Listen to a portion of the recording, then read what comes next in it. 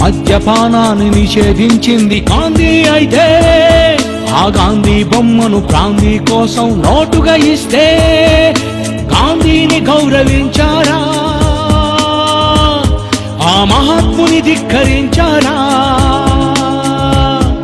సవరించాలి చట్టాలనే కాదు, సరిచెయ్యాలి మనుషులనే నేడు. సరిచేసిందా ఈ చట్టం? చంపుటకా ఈ సెక్షన్?